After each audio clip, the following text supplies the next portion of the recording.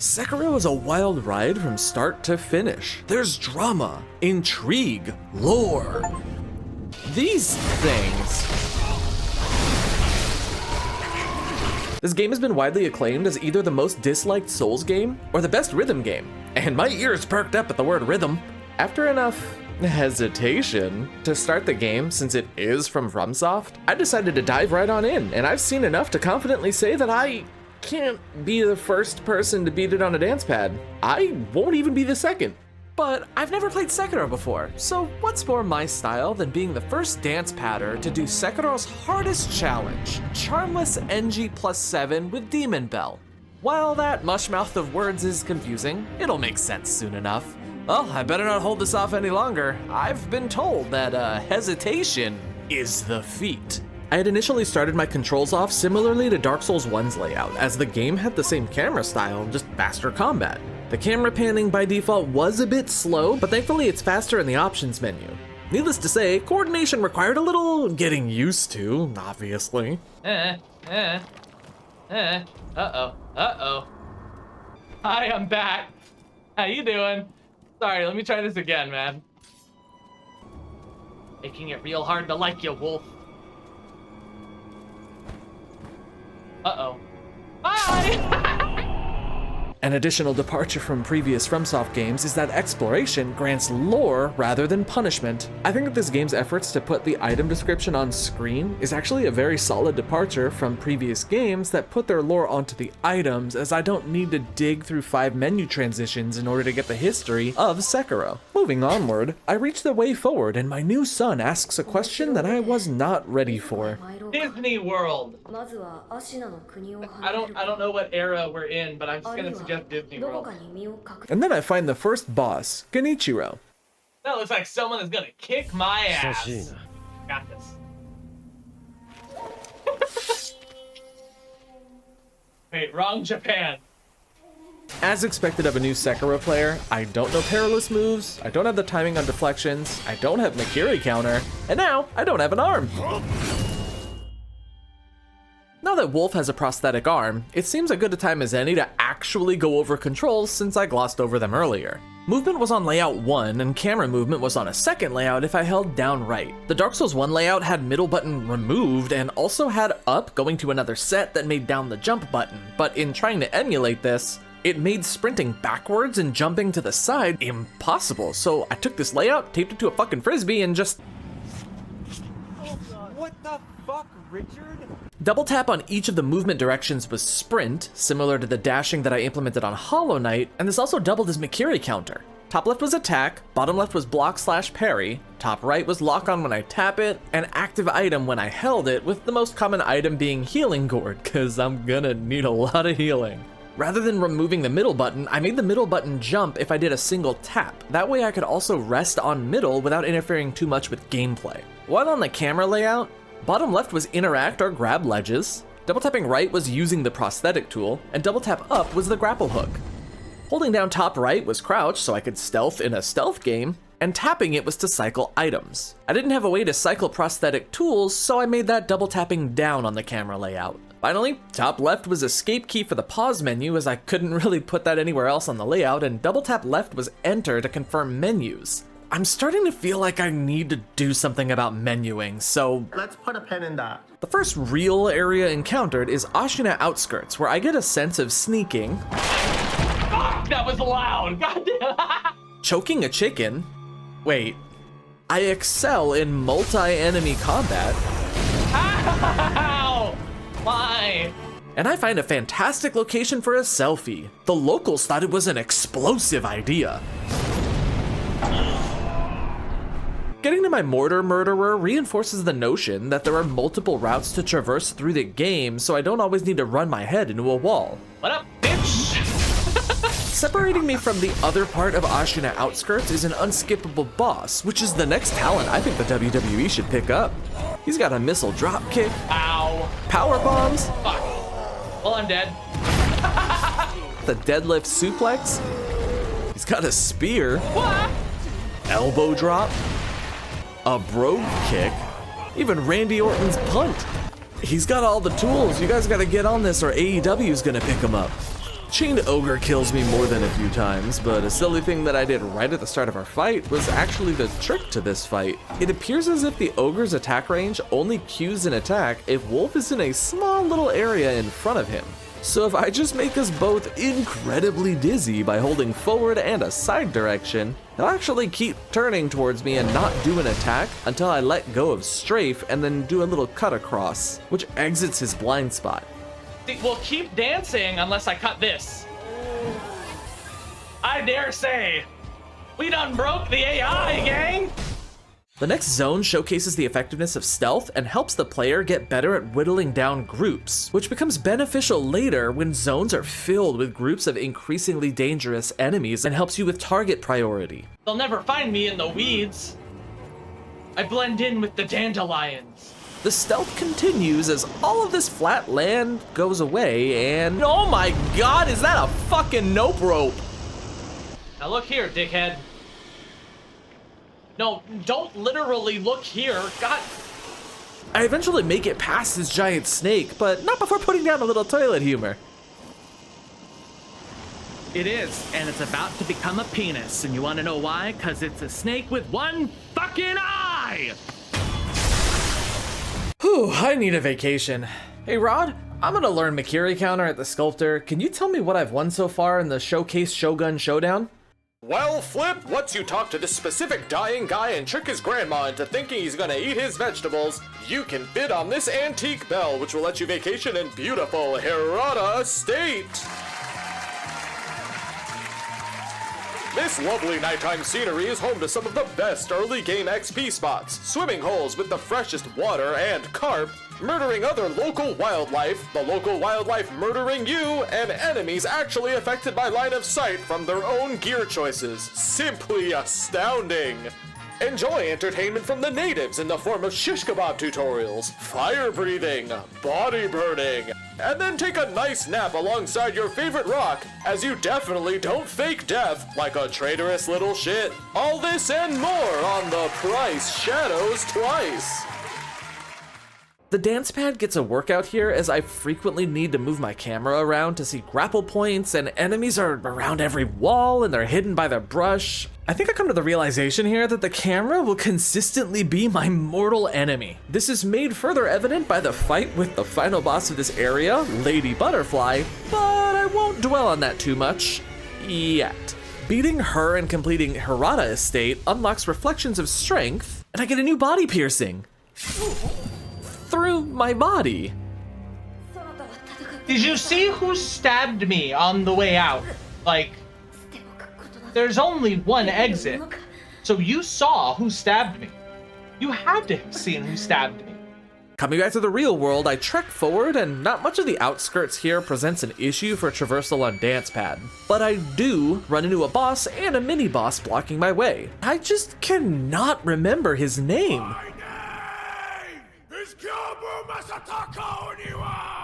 Oh, right.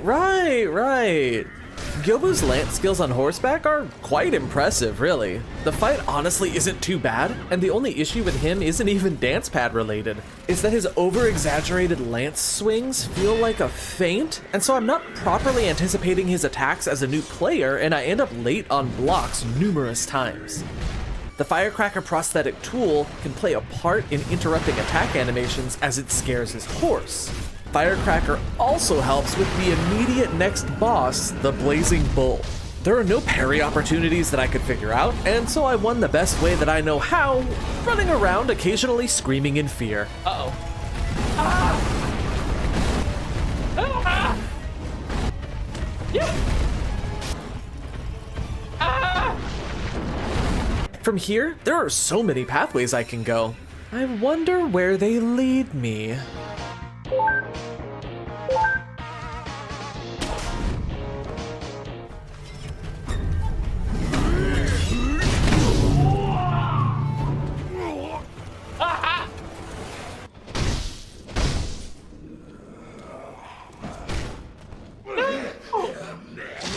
Stop making out with me.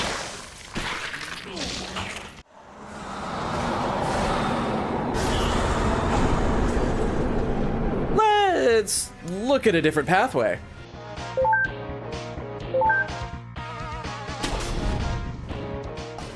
Uh-oh. No. Bad dog, sit.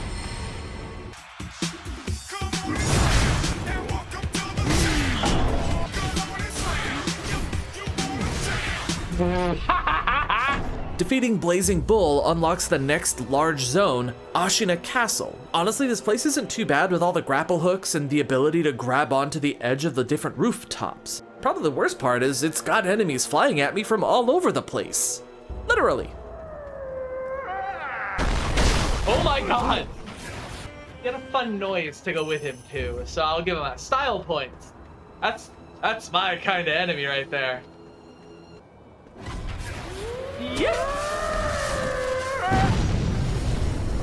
I don't want to know what that was, but Once inside, there are a number of swordsmen in close quarters that are trying to not let me get back outside. And it all culminates into an encounter with Jinsuke Saze, whose major tell when he's about to do 2 swift attacks is the glint of light on his hilt.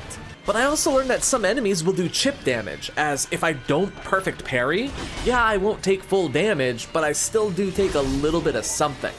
Defeating this Ashina elite leads me to the man who made me lose a clapping contest for a round 2 battle, Genichiro. that's me, superhero landing right there. That's how you know I'm the protagonist. He's wearing socks with his sandals. This transitional boss fight is a culmination of all the skill I had learned thus far in the game, and unlike in our first encounter, I have Makiri counter. Genichiro also showcases a part of the game that I hadn't spoken of yet. The game uses input buffering, where inputs made will enter a queue and be executed in order that they are received. My guess is when they're either too repeated or they're done at the end of a recording loop, the game will sometimes eat inputs, which is probably the most common complaint about this game. For this reason alone, you'll sometimes see me double tapping block even if I know a single attack is happening. This theoretically compensates for input buffering, and there isn't a negative reason that I could think of for a double block since block spamming was already the way to go. An additional byproduct of input buffering is it allows the game to recognize when the player is about to use the healing gourd. And Genichiro is the first of a number of bosses that recognize when you use the item button, like a bunch of fucking cheaters, and tries to catch you with your pants down, which in the case of armored Genichiro is firing his bow at you.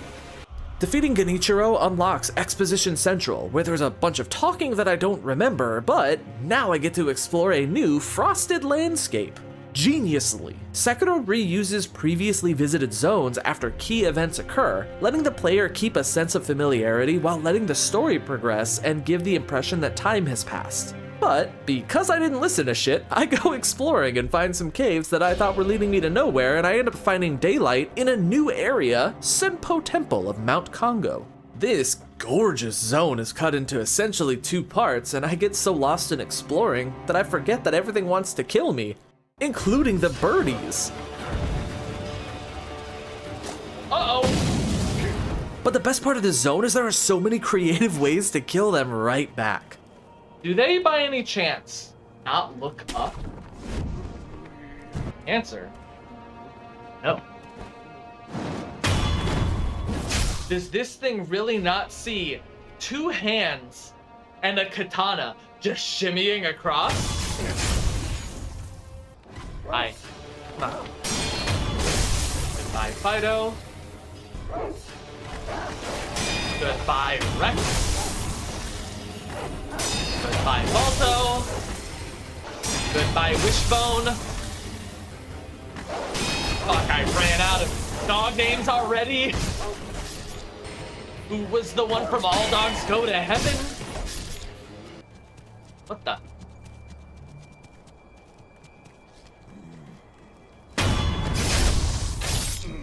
What the hell just happened? Another one's coming down? Did I slaughter them so quick the AI is playing catch up or something?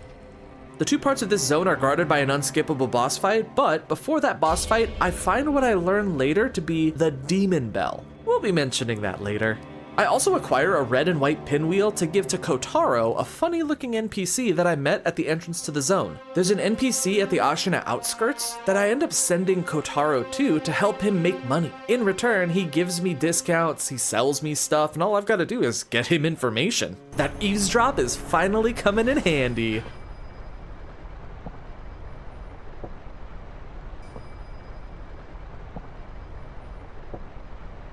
The second half of Senpo Temple had me feeling like I was in a rip-off scary movie or something, because I know parts of this are supposed to feel scary, but you just can't help but laugh at the absurdity.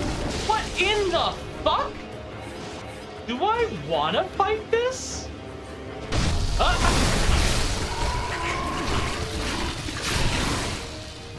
I'm gonna go with no. Ooh.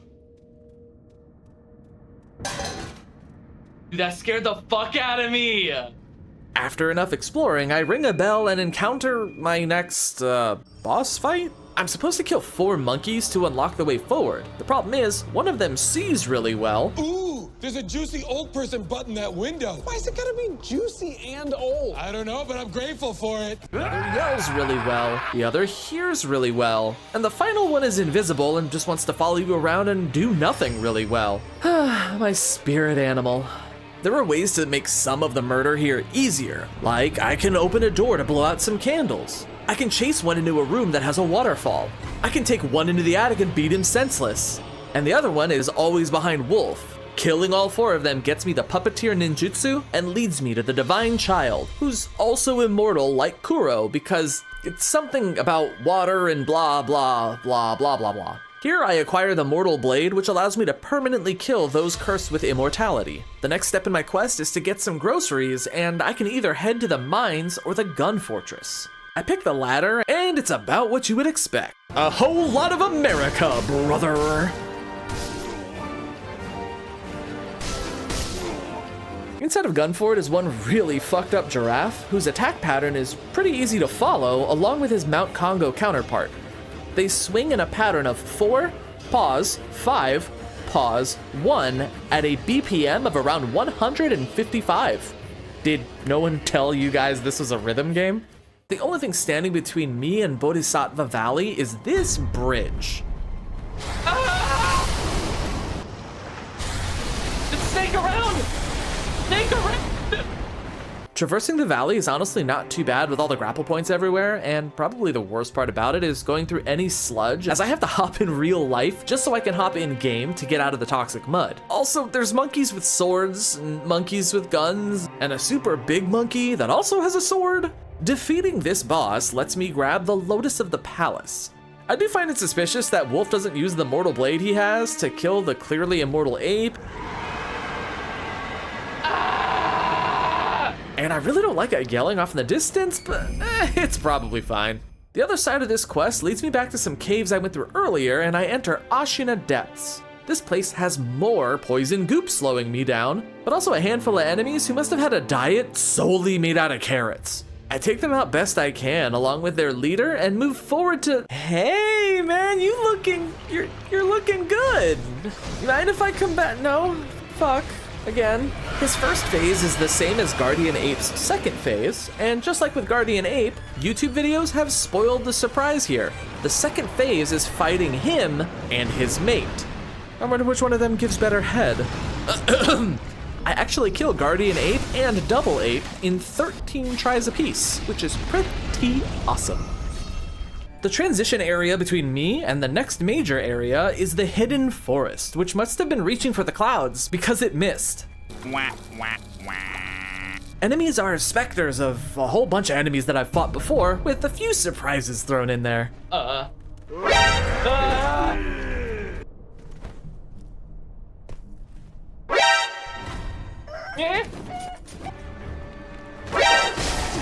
Fuck you. Why is there another him? There are grapple points and lookouts, but there's actually a convenient skip that I learn about in later playthroughs to bypass most of these enemies as well as the Juzuo clone and make it straight into the Mist Noble's house, where I fight what the community agrees is the hardest boss in the game. The skip is a bit of a challenge on controller, so it's a safe bet that I had a fun time learning it on DancePad. It requires Wolf sprinting forward to get a kip up onto this branch.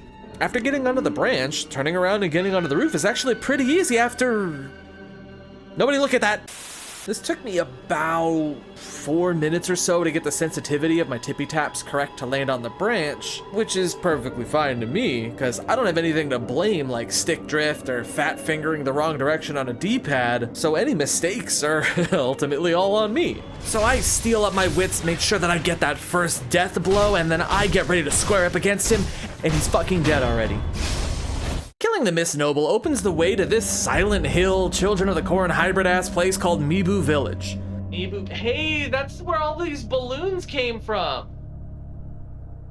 Now I question what these balloons are made out of. Oh shit, you're not friendly.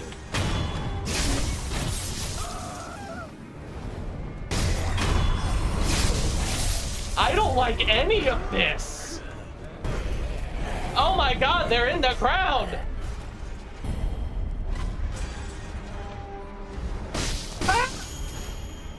Why are you here? Why are there so many? Traversal around here, honestly, ain't that bad. And only one real boss is guarding the way. Corrupted Monk. Oop, no, not her. Corrupted Monk. Oh, not him. Corrupted motherfucker. After defeating her, I learned how to be a samurai salmon and grab the item that she was guarding, the shelter stone. Once I have both the stone and lotus in my inventory, I lose a bunch of teleports to Ashina Castle? Once again, the game has moved forward in time and a new series of events have unfolded. This time, Ashina Castle has been invaded by a mysterious army of guys playing the game with their feet, just like me. Oh my god! At this point... yeah! I have a Pokemon now. I traversed the castle rooftops once again, but much quicker than before, and it turns out I don't even need to go inside to reach the top. There's a convenient bridge. Whoa, look who it is. Dad, you're alive? What the hell? Also, do you know where my catcher's mitt is? Right here is an unskippable turning point where I can either work towards the good ending, or I align with my dad and renounce my oath to the little guy. So I opt to be a good guy and beat the fuck out of my dad. Also in 13 tries. Talk about a weird pattern. Goodbye! I'm the Hoot Daddy now. It's at this point that I accidentally start exploring around, as I feel confident with movement and surviving, and I haven't had a great look at Ashina with this newfound belief in my skills. It's here that I'd like to apologize in advance, because this, combined with how my brain works, inevitably led me down a number of rabbit holes for a handful of side quests that Sekiro has to offer. With Kuro saved again, I talk to Emma and Kuro a bunch and eavesdrop and ultimately get given a breadcrumb for a quest I later learn is what opens up one of the 3 endings available to me now.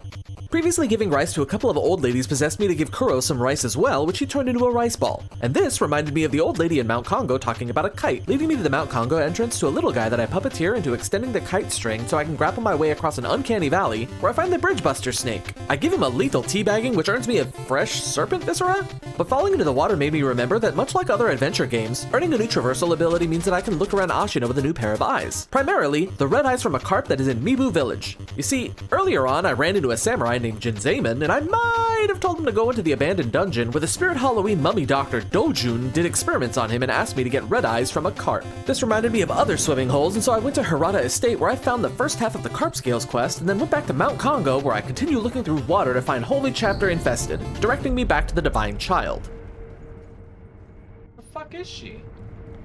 She sends me to find her good friend, the High Priest, and he ain't here anymore. Now, she asks for 2 viscera, which makes me harken back to a snake that I saw in Bodhisattva Valley Cave, leading me to perform an action that I definitely thought of on my own and is in no way related to the fact that every video game video on YouTube that's titled some form of OMG complex quest steps with 45 fucking arrows on them explains this out in excruciating detail. The action involves tricking the snake into attacking a puppeteered monkey so I can grapple up and get the dried viscera, which I then give to the Divine Child, and she oh god. She gives me frozen tears, which ends this quest line and sets me up for success. I quest reminds me of an alternative pathway that I remember seeing en route to the gun fortress, and I make this insane trick shot on my first try. Continuing down this icy path leads me to a cave that has a headless, who reminds me of a headless that's referenced in a paper that's pinned up at the Ashina outskirts warning of a headless in the cave ahead. The headless seem cursed, and that reminded me of something that always kind of bothered me, and that was all of those papers all over the sculptor's quarters. Very reminiscent of warding papers that was like used in The Grudge or some shit. This led me down an eavesdropping lore rabbit hole that accidentally got me back on track to continue the main story quest, where I get another bell to go into a different version of Hirata Estate. And that, ladies and gentlemen, is how you do world building, lore drops, and callbacks. Clearly defined items hidden behind soft references and offhand mentions to get you thinking and remembering about things you've encountered previously and how you recalled experiencing them. Speaking of recalling an experience, this night in Hirata Estate is a good bit different from my last time here. They don't work like that.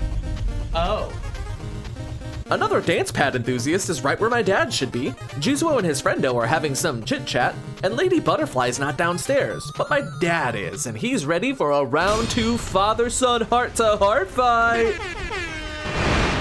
A simply staggering 65 deaths and 1 bad play on words later, and I beat Owl Father. Hoot your daddy, bitch! Defeating Hoot Daddy here gets a new branch that I bring into the real world, so are we doing the Nightmare on Elm Street thing of bringing stuff from Dream World into the real world? No matter, we got more game to beat. I head back to where I got the Shelter Stone and pray in this small tent for guidance. Perhaps for a spiritual uplifting. I got a lot more than I bargained for. Okay, so let me get this straight. I got a bunch of stuff. Went into a tent in a cave. Then Rope Groot came up and squished the tent, but picked me up, then went over here to dab onto a cliff. This weak representation of an argument leads the way to the final zone completely new to Sekiro. Fountainhead Palace is home to some Pikachu pups, some incredibly creepy guys that want to suck the life out of you, residents that can also control lightning, and it all culminates into a boss fight with the sickly divine dragon. The way to him is standing next to this dead woman, inside of this cave, through this manor, on the other side of this lake, which is at the top of a waterfall, across a bridge where... Oh, fuck no. 3? I take it you don't like me healing in front of you. Ow. I take it you don't like me. I go more in depth with this fight in the second half of my video, but my biggest hang up with True Monk, aside from her 3 health bars, is I noticed the grapple points on the sides of the arena. They all do me very bad, except for the 2 behind her starting position, as they get me above her to actually skip phase 2 with a death blow from above. Inside of the residential area is also another bull, but this one isn't blazing. He's fabulous? He behaves just like the Blazing Bull, but the key difference is this battle with him isn't forced and he patrols back and forth down this hallway, meaning there's a chance to scare him to death, like this.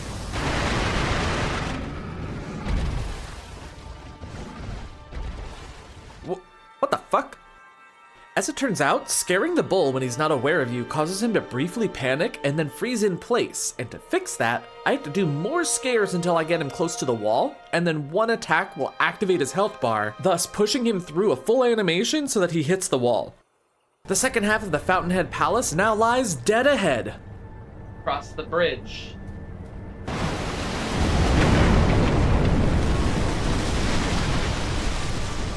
Alright, now. What bridge? This place is crawling with Okami warriors, with multiple vantage points covered by archers, Naginata fighters, and soccer enthusiasts. The attack patterns have such varying ranges and speeds that I can't get a beat on them, and the attack onslaught from the swordsmen seem to just go on forever. Which is unfortunate because there's half a dozen of these fuckers between me and the way forward. But much like the shield guards from Hirata Estate, these guys are completely fucking blind. The mini-boss, Okami leader Shizu, had been preventing me from exploring the water in this zone with her combination lightning soccer ball sniper rifle, but thankfully, she's an easy fight up close. I enter the water and find the 5th and final headless, which I think is the harder of the 2 underwater headless because there's 2 of them here. My problem is when I need to sprint with my dance pad controls, I double tap the direction that I want to sprint and Wolf goes. Underwater, not only does doing this make him dash backwards, but he only goes a fraction of the distance. So for underwater shenanigans, I need to be holding a direction and then double tap any of the other directions instead. From here, it's just picking and choosing my love taps and I get the final spirit fall, meaning Wolf can be healthier by eliminating sugar from his diet.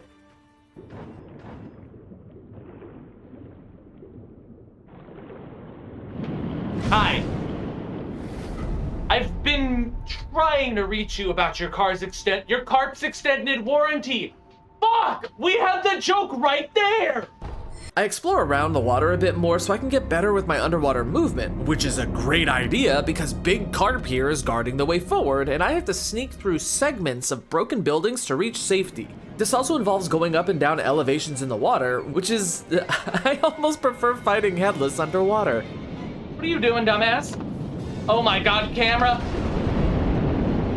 Well, I found out what he was doing, dumbass. Now that I've made it safely across, before I fight the Divine Dragon, there's one thing that's still bothering me. Earlier, I saw an idol on the other side of this gap. It's too far of a distance for me to jump, and of all the exploration I've ever done, this had me completely stumped because as it turns out, the dance pad had been making this way harder than it had any right to be. Because of how a player would typically play this game, they're able to simultaneously move the camera and Wolf while also sitting relatively close to their screen. My screen is 5 feet away from me on the dance pad and camera controls are on another layout. So I have to move, turn the camera, and move again, all while basically holding onto binoculars. After over an hour of exploring, the answer was actually staring at me the whole time because I never moved while staring at the entrance to this cave because I couldn't. Over here is the other pot noble asking for carp scales, who gives me a special bait, same as his Hirata estate alternate. The carp is worshipped by this thing. You look great for your age.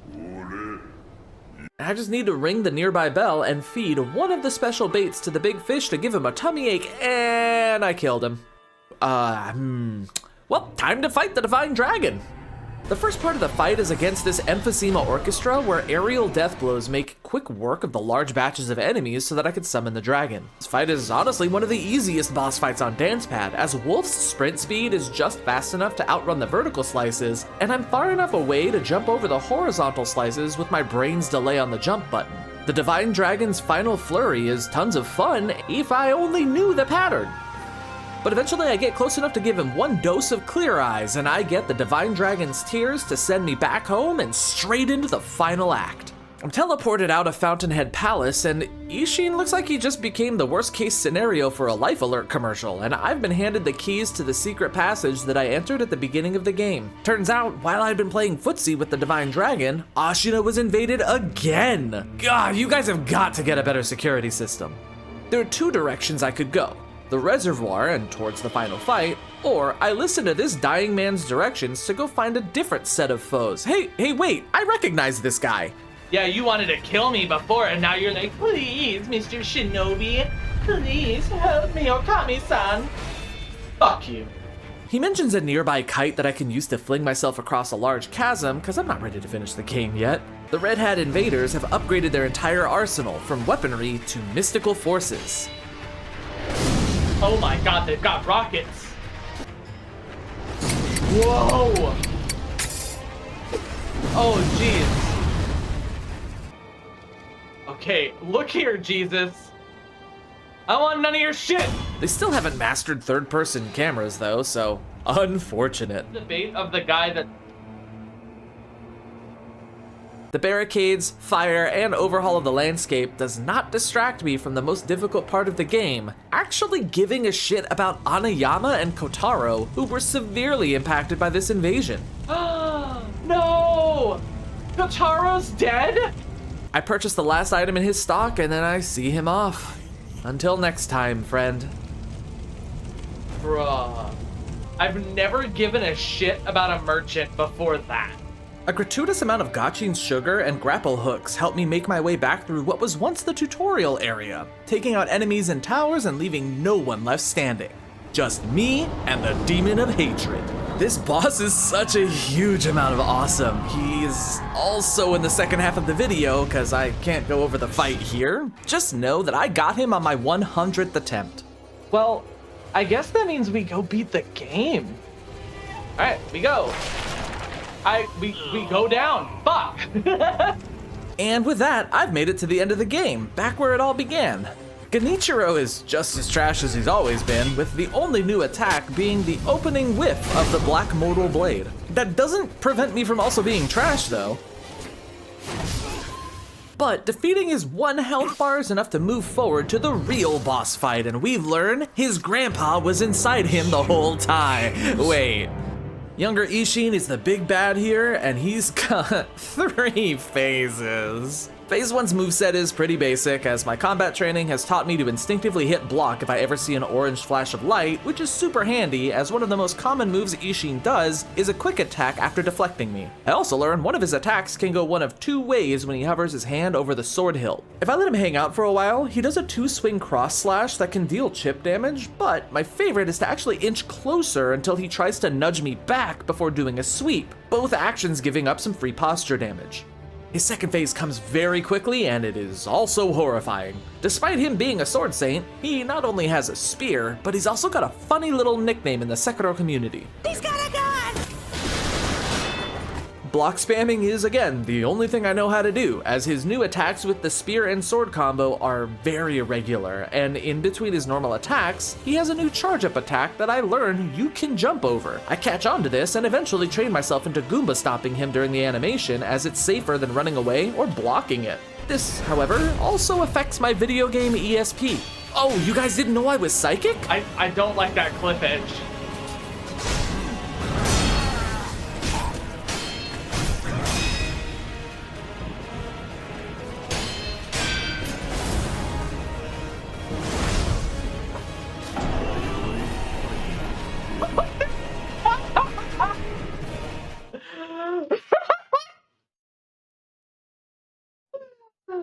Fuck, that's going in the video.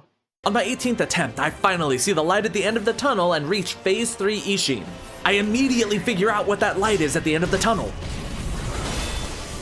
Up until this point, I had been so grounded that my habit to spam block was putting me in a position where jumping for the electric attacks just wasn't happening. And getting underneath him, similarly to how some attacks on lanky Pikachu can be avoided, was not possible. But then, like all successes in gamer history, I found the secret. I can't handle lightning attacks well. That's my major issue.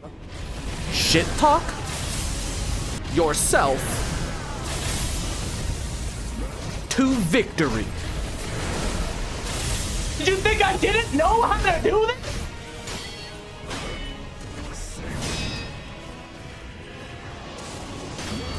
Did you think I didn't know? Fuck out of here! Having done every side quest I could find, I had a choice of items to give Kuro for my first ending, and I chose the Dragon's Tears. This causes the return ending, which I could not explain to you if I tried, but a Reddit post sure did a fantastic job with it. Yeah, the return ending involves an old shinobi impregnating a lowly girl with his prepubescent lord. Then they head off to the west where laws against such things are much looser than Ashina. When she accepts Kuro's light, it doesn't actually go to her chest, it goes to her belly. So he impregnated her. This isn't Ashina, this is Alabama. And with that, I've successfully beaten Sekiro for the first time. There's just a couple of loose ends. I forgot about Jin Zaman, so I go fix that real quick. And I also promised to send Hanbei the Undying into the afterlife if I get the Mortal Blade, and I can't break a promise. So after laying them both to rest, I have become the best good guy that I could be, and nothing is going to sway me otherwise. Are you sure about that? Rewinding back to the chat with Hoot Papa, choosing the other option here means that instead of everything I just went over, we are tasked with killing Emma and Old Man Isshin to get the bad ending. Emma here is perhaps the most perfect embodiment of the game's staple statement, hesitation is defeat. He said the thing. When enemies deflect, they have only a couple of possible guaranteed attacks in response, and a common trope is to wait for an enemy to make an attack so that you can go in case there's like perilous moves. For the dance pad, if it's a sweep, I know I can't jump, so I want to be ready for it, and I don't actually start doing an attack. To me, this is less about patience and more about actual hesitation, and as such, when I hesitate with Emma and choose to not attack and let her move first, practically every one of her opening moves is faster than my feet could ever react to. Not only that, but the same move I can deal a lot of posture damage from has a trade-off that it forcibly de-targets before she performs a cross slash, so there's not even an easy way to re-target her and block it, so my only option is to run to the other side of the arena. So the winning strat against Emma is to never let up with the onslaught, and if I hear the perilous noise, I attack one more time.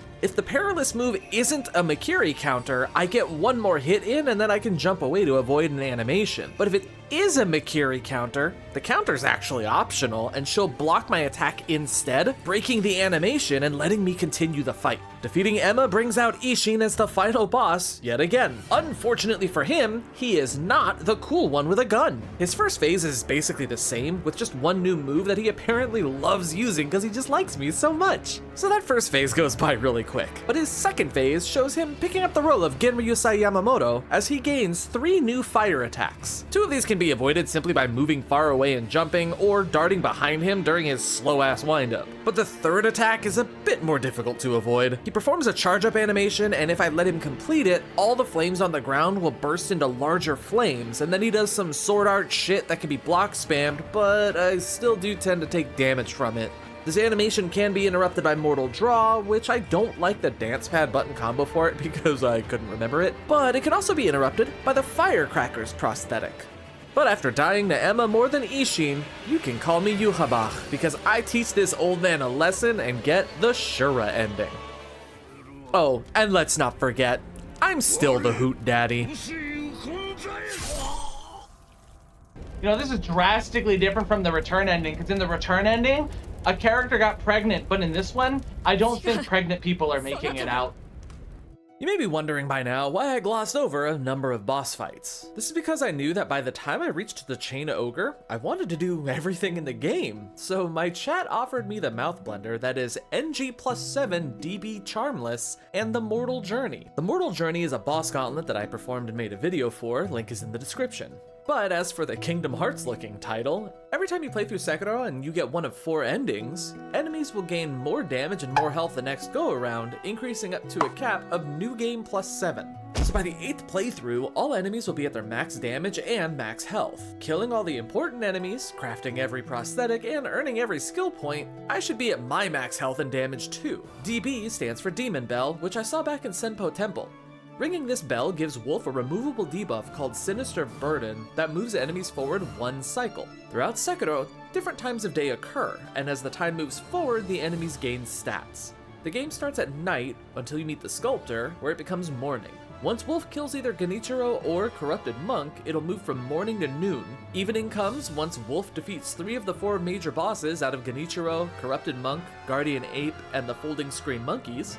And then it becomes night once the player reaches Fountainhead Palace. Demon Bell moves all of these cycles forward by 1 into what's called Bell Night. If this wasn't bad enough, Charmless is another modifier that the player chooses to activate at the start of a playthrough. When Wolf spawns in, he earns Kuro's Charm, and upon finding Kuro, he can give Kuro this charm. Doing so will give enemies another boost to health and damage, and it'll cause Wolf to receive chip damage if he does not perfectly deflect attacks. Imperfect blocks result in about 30% chip damage, so the player needs to have near perfect hand-eye coordination. Fuck. This is part of the reason why I didn't gloss over bosses like Chained Ogres, Gyobu, Shichiman Warriors, the Centipedes, and the Bulls. There was minimal parrying, if any at all, and nothing in later playthroughs changed with these bosses.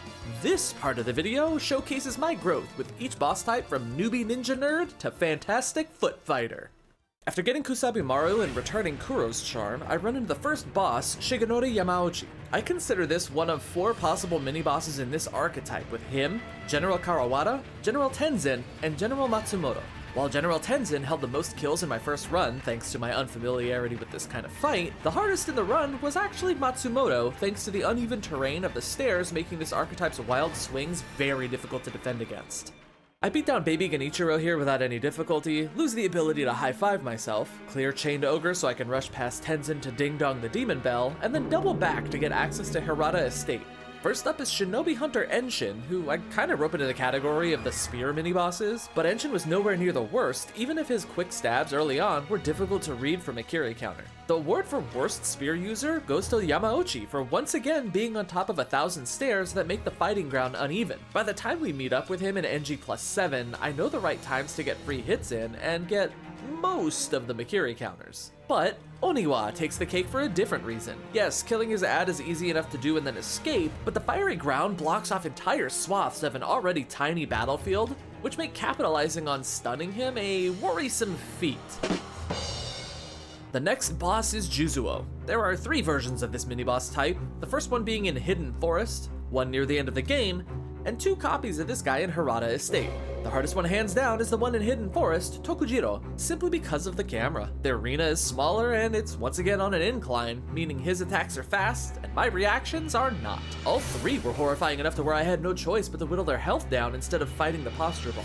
Entering the hidden temple, I find Lady Butterfly, the first big boss and where I think the game's rhythm roots start to show, with the sound of blocks and parries making out a distinct tempo of 90 beats per minute, as LB directly mimics Wolf's attack speed. She's the most agile enemy I'd faced yet, and so my first encounters with her were spent holding down block to not just see her attack patterns, but hear them. As I don't have the dexterity to swap items in the middle of such a fast-paced battle, I opt to not use snap seeds, and instead I run around the room during her second phase, letting the butterflies collide with columns. Combatively, the biggest dangers are her sweep that appears to happen randomly at the end of certain combos, and me missing a shuriken so she can hurricane rana me. This fight is also where I recognize perfect parries, which result in a brighter orange and a different sound effect that breaks enemies out of their combos. The downside is it turns out enemies deflect Wolf's combos in the exact same way, and a brighter orange means I have to stop being offensive. Thankfully, with the way this fight works, as long as players don't hesitate and are consistent, not only can LB be pressured through phase 1 without real offense, but she can be distracted enough to build up posture in second phase so that she rarely summons her clones.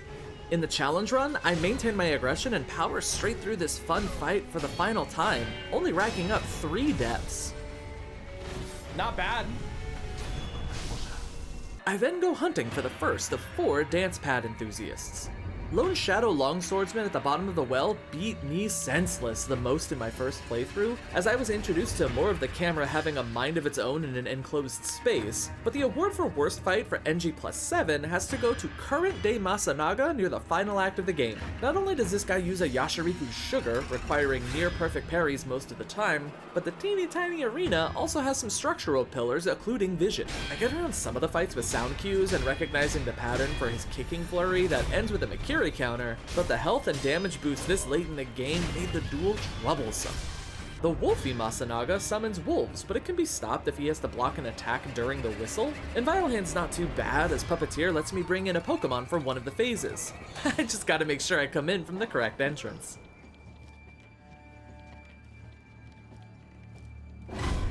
Oh no! The way up is guarded by Ashina Elite Jinsuke Saze, and of the 2 slicers, I'm actually way more terrified of Ujinari Mizuo. Thanks to the Demon Bell and Charmless modifiers, along with Ujinari being in the final act of the game, his attacks deal more than half my health bar in chip damage, which requires perfect parrying for the entire fight. To put into perspective the difference of this, my first playthrough, I died to Jinsuke 4 times compared to Ujinari's 9. In my challenge run, I died to Jinsuke 3 times, compared to Ujinari's 64 deaths. I don't know if it's the red eyes getting into my head or what, but I could never react in time to jump his sweep consistently, which is a one-hit kill, and even trying to whittle him down with Shuriken and Firecracker had very little success. I couldn't fight him inside the room that he's in, so I lead him into the hallway to run away and get some distance, but his fake outs while approaching me get me so many fucking times. I did learn late into the attempts that I can aggro him and then reset him by running around the corner, and that would let me sneak up and get a death blow, so I only had to fight 1 health bar, so there's that. But what got him on the 65th attempt was learning that I could sidestep the slice attack, and then get extra damage by throwing oil on him and hitting him with Flame Vent, a prosthetic tool that I had never used until this point. Flame Vent, first try. Dude. That was the easiest fight of my life. Thank you. Genichiro is a transition boss, like I said before, pushing players to their limits and forcing modification to how they approach boss fights. He's one of the first egregious examples of input buffering being used by the AI to attack when players heal. He's the first boss with 3 phases, and he has some of the fastest attack patterns that I can recall experiencing in the game, with some of his swing combos reaching 157 BPM and his arrow pattern being...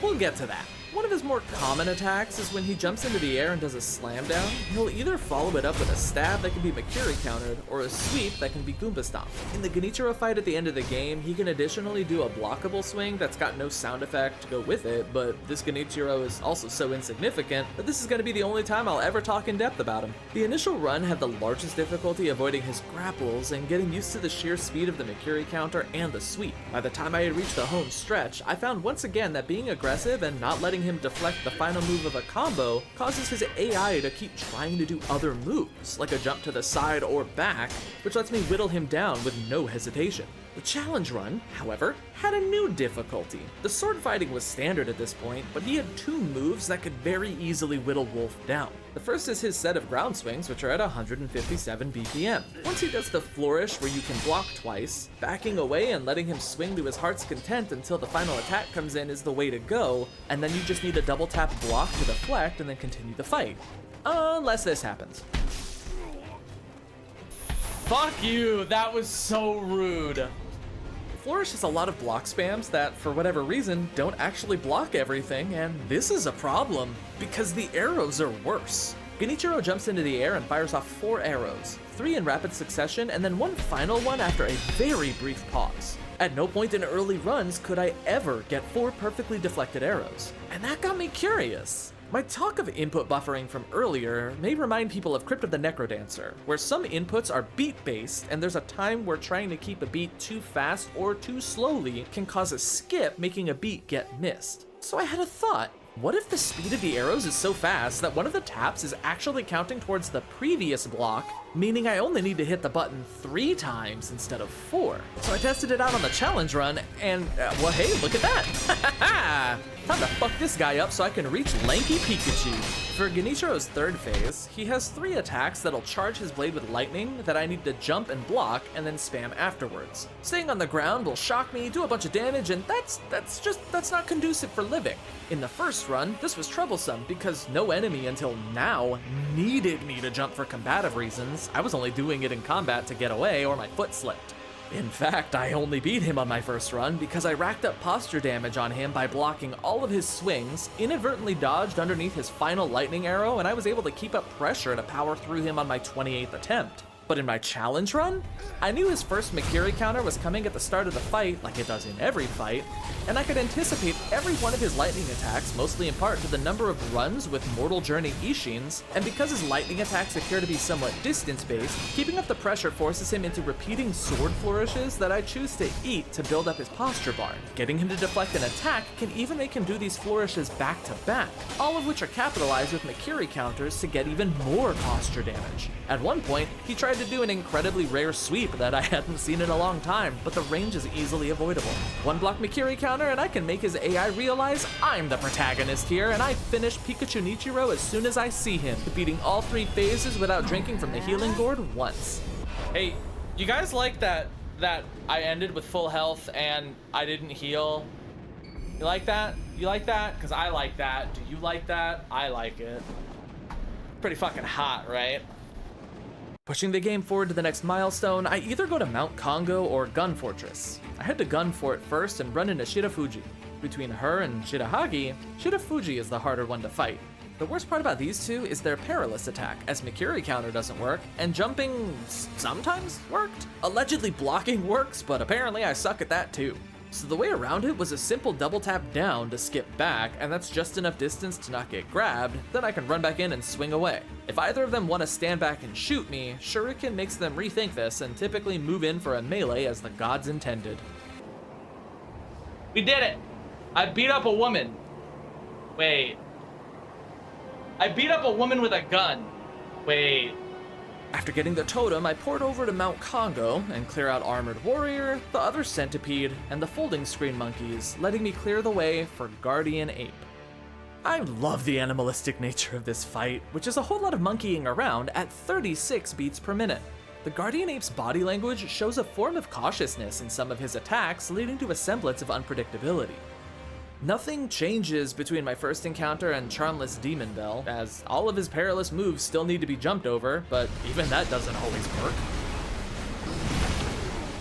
Greed gets me killed in most of my earlier runs, as I learned that I shouldn't do more than 2 attacks between his attack flurries and then back away or block very quickly. I consistently make quick work of Phase 1 by getting a bit aggressive after he does his own version of the John Cena 5 moves of doom. Phase 2 was obviously spoiled by YouTube videos, and I fight Headless Ape with a sword. The scream he now does is the most threatening attack, as it very rapidly builds up terror. I mean, he's putting his head back on in order to scream, so of course I'd be fucking terrified, wouldn't you? I inevitably find out the scream isn't evenly omnidirectional, as there's a shorter range behind him. With the sword attacks also comes this big slam down attack if I deflect everything along the way, and deflecting this final slam down briefly tuckers him out, and after the fun I had in Mortal Journey, I know this spear is going to make quick work of Phase 2. After grabbing the Lotus of the Palace, I teleport back to the swamp and take out Double Ape while the fight is still fresh in my memory. This fight can go one of 2 ways after Phase 1. Headless can die and the mate will run off, or the mate can be killed with her weaker health bar, and then the rest of Headless is the same as Phase 1. I need to be more cognizant of where the other ape is at all times, and some of Headless's attacks will prompt his mate to do an attack alongside him, ones that mirror Guardian Ape when he was correctly attached to his skull. I made use of shurikens to chip away at her smaller posture bar to clear Double Ape in my first encounter, but in my final encounter, I went for style points. Seeing as Headless attacks trigger the mate's attack, I lock onto only Headless and watch the mate in my periphery. I'd already been able to track multiple targets at the same time, so I look for the parrying attack that stuns Headless Ape, use the spear to pull the worm out for some free damage and posture, and then immediately spam block, as the mate will always leap in during the stun. I repeat this process to get through the posture bar as fast as I can, so I can kill the main ape and the mate can fuck off and I can move forward. I'm the, wait, no, I'm the fully headed, I'm the ape now, wait, no, fuck! I win! Fuck you, I win! There! Now I can head to Mibu Village and go towards Corrupted Monk. But first, Oren.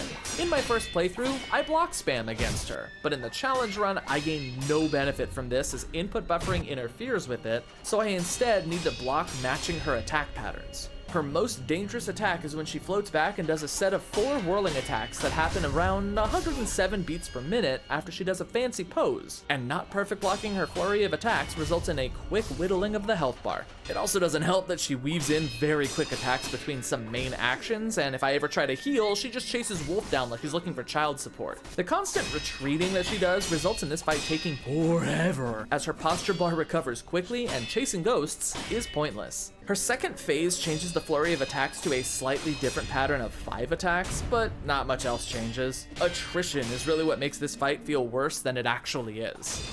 Yeah. Oh my god. My next major hurdle is sending my dad to the nursing home and then making sure he eats his meat. Owl's attacks are at a decently slow pace of 92 BPM. Until this fight, Wolf's been able to thrust his sword anywhere he wants, but Owl is aware of this and is the first major enemy that I encountered that told me to put my sword back in my pants. What? He can Makiri counter me? Many of Owl's attacks can cover very large distances, allowing him to get close to Wolf faster than expected, and this terrifies me as I often died frantically avoiding him in my first run. But I welcome these attacks in the challenge run. During the Mortal Journey, I found out that a perfect deflect will let Wolf sometimes sneak in an attack faster than if it were a regular block and attack, which is great news because he has 2 variants that he can do with this follow-up, and one of them is absolutely annoying to perfect block. Outside of swordsmanship, a signature move of Owl's is the shoulder check swing into a firecracker slash, showcasing the first use of prosthetic tools by an opponent. While he finds that useful, I find the shuriken to be the best, especially for phase 2. Here, Owl will try to create separation with puddles of poison and then heal some posture damage. Throwing a shuriken at him stops this and he forgets all about healing and charges into battle again. After all the talking, I get the Owl Bell and head into the alternate Harada estate to reach Hoot Daddy for a final showdown. In my initial fight with him, I found that he did his shoulder check firecracker slash more often and searched for ways around this. Dodging in, under, and around didn't work, so making sure that I didn't have a column behind me so that I could hop backwards was the only solution. This also gave me enough distance to do a dash slash back in. Luckily, I had also just started to experiment with sword arts and realized he uses Ichimonji here, so I decided to mimic him by pressing block and attack at the same time, and it turns out my Ichimonji breaks him out of his own. This was a breakthrough as he'd always use it at the end of a sweep, and if I chose to dodge, he'd sometimes chase. The larger arena allows for extra attacks that just jumble me all the fuck up, but award for worst interference goes to these flaming pillars. Holy fuck, I hate these things so goddamn much. Are you fucking architecture?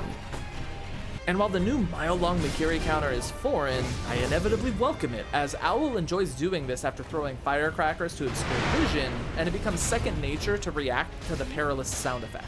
First phase wasn't too bad, but second phase he brings out his namesake Owl to really fuck with the fight.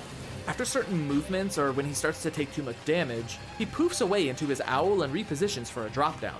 This presents a challenge as there's nothing for me to target here, so I can't follow the Owl, and instead I run from one side of the arena to the other and then tap down and target twice. Once to turn the camera in the direction I'm facing, and another to retarget.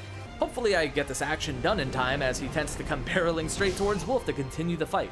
He also sends his Owl at Wolf with some horizontal fire that needs to be jumped over, but by the time I had reached the challenge run, I already beat Hoot Daddy in Mortal Journey, so him not using Miss Raven or not having the vertical flame bird here made this fight even easier the final run through. I skipped talking about Corrupted Monk earlier because I basically loop her in with True Monk. The first phase of True Monk is Corrupted Monk's only phase, so why double up work? Knowing I wanted to beat this game multiple times over, I chose to beat Corrupted Monk as vanilla as possible. Because in my own words, I want to be good at the game. I want people to look at me and be like, now that guy beat Corrupted Monk without any power-ups with his feet, because he's a fucking idiot. Okay, maybe not that last part. Actually, you know what? Yes, that last part. Because then other people are going to be like, well, why didn't you use the firecrackers and the fistful of ash? And I'm going to be like, because I'm not a bitch. Corrupted Monk showcases another facet of Sekiro that took me a long time to recognize. A perfect deflection creates a deviation in the AI's attack patterns, as normal blocking through Corrupted Monks will yield one rotation of attacks, but deflections will move her through her attack pattern to the eventual Mikiri counter that resets the fight. Healing is also a great way to reset the fight, as she'll read the inputs and do a very slow jump attack if a heal is detected, or she'll pirouette at you for the True Monk fight, and this is used if I'm unsure how she's going to attack next. Keeping a 78 BPM tap lets me rack up decent posture damage when she does her dreidel imitation, and that lets us transition into Phase 2.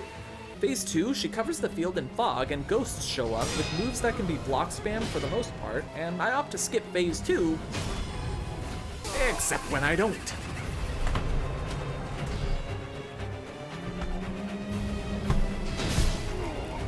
I will tell you exactly what just happened. This dumbass did a jump, saw the green circle, the fucking circle blinked, and then popped down to the fucking left. You were looking at this, and you were like, yay. Phase 3 can be cheesed with fistfuls of ash and firecracker, but in this run, I'm lactose intolerant. This phase is mostly the same as Phase 1, except she does a scream before barfing, and this barf racks up terror incredibly fast. I took 20 deaths in my first playthrough, and most of those were just in Phase 1, but I died 35 times in the challenge runs, mostly because of her sweep attacks. I was honestly worried it was going to be the barf, but everything was alright. Get it? Because you gotta strafe, right? Enough deaths, and I was starting to feel backed up into a corner, so I decided to pray to the only deity that I believe in. Hey, So I was expecting this unseen aid, and the reason for it was because I was going to say, let us pray to the glorious Queen Georgia. May Georgia get us through everything. Praise Georgia. It's okay. Praise Georgia. Beyblade me, bitch, cause it's time to praise Georgia! With one final scream of victory, I move towards my last breaching of Fountainhead Palace.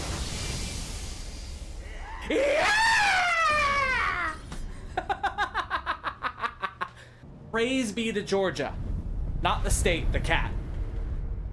Accessing Fountainhead Palace, I clear out the Shichiman warrior here, the zappy sniper, and get the carp scared out of me before going after what I think is the hardest headless. Okay, so I kind of forgot that the koi was right next to me. I thought it was another, like, block out. The Divine Dragon is dunked and the final act mini-bosses are all cleared out, so we're at the final flurry of fantastical foes. Ladies and gentlemen, it's the Demon of Hatred on a dance pad. Got like a good half hour left in. Holy shit, I've been going for 6 hours? Why did no one tell me? The Demon of Hatred is so different compared to most other bosses in the game. His primate-like fighting style has created a polarizing opinion about him among Sekiro players, but I think that this fight is a phenomenal addition to a game that has nothing but swords and guns. Demon of Hatred is one hell of an endurance fight, with 3 phases and most of his moves being seen in the very first phase. My challenge became trying to find a way to minimize action so I could keep my energy up. A weakness I picked up on almost immediately was range. From what I could see, he has 4 ranges, all up in his business: close range, mid-range, and often fucking Narnia. Inside him, Demon of Hatred does most of his attacks to either hit Wolf or create distance, either through a jumpy body slam, stomps, hopping backwards, or dragging his hand across the ground.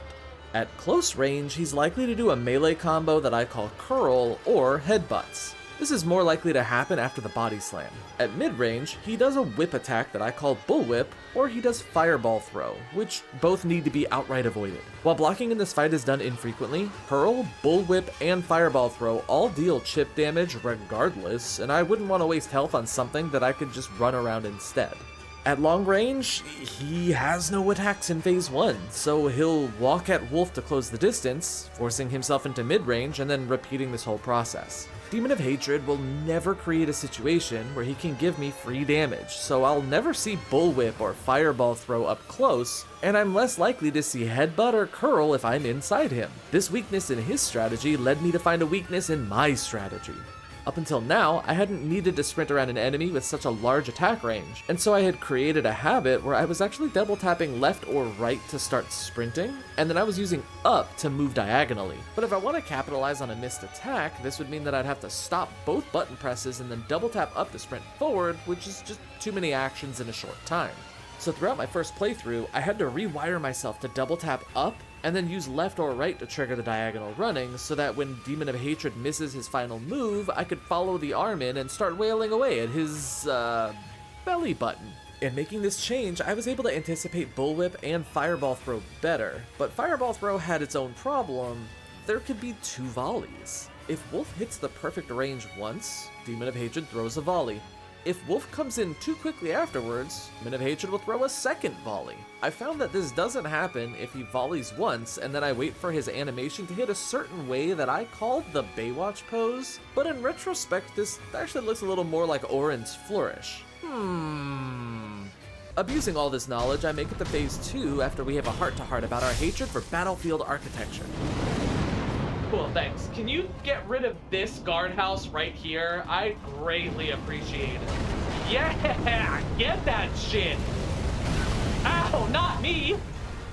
Phase 2 adds a long-range attack, an arena-long floor of fire. Wolf has to jump at the last second, and hopefully he's close enough to grapple onto DOH to get in close and get a few hits in, which bypasses all of his medium-range moves. His other new move here is Flaming Skulls, where 8 skulls will fly at Wolf and can be avoided by running to the side. The issue with these is if there are drastic terrain changes, there are also drastic health changes. What? I find myself sometimes getting greedy, chasing him when he does his run across the arena, and this greed does get me killed.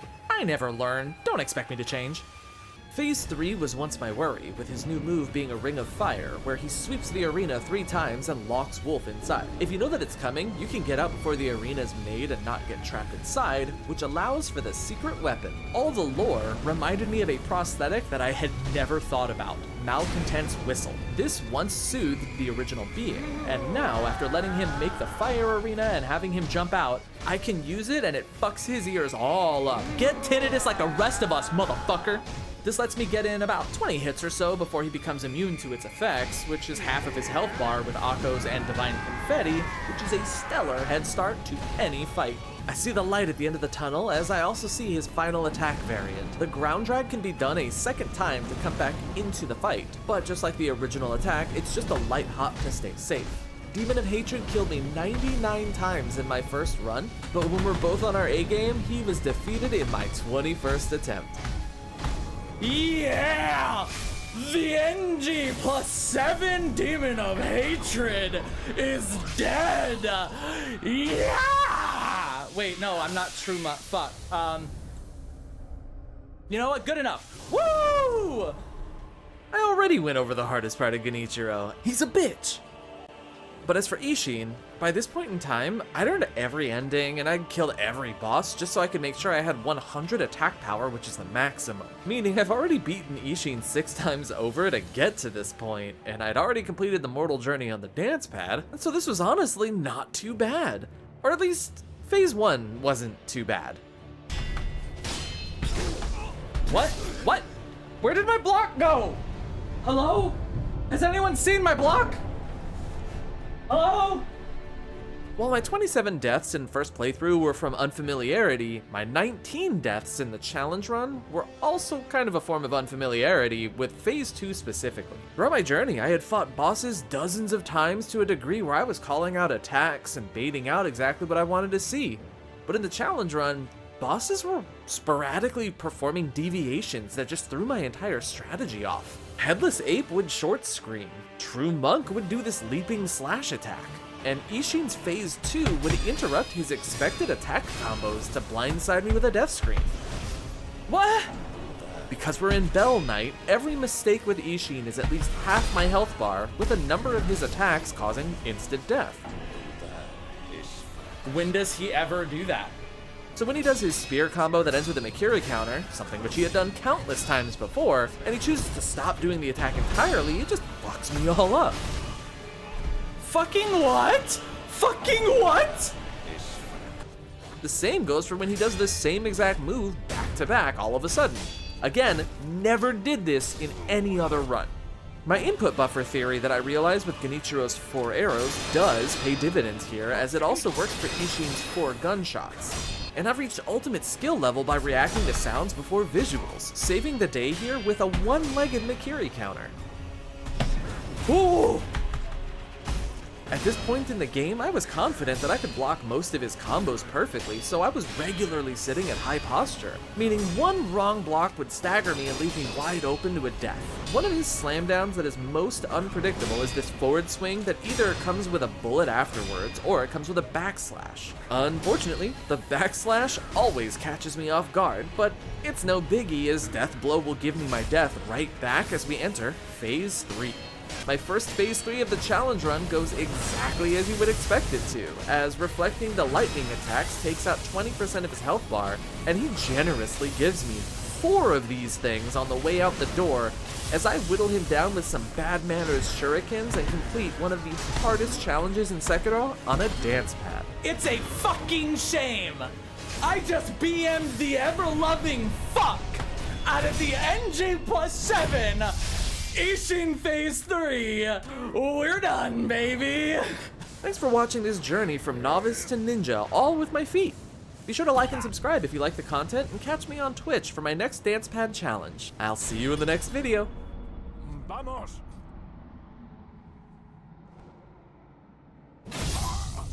Bien hecho. Sekiro. Adiós.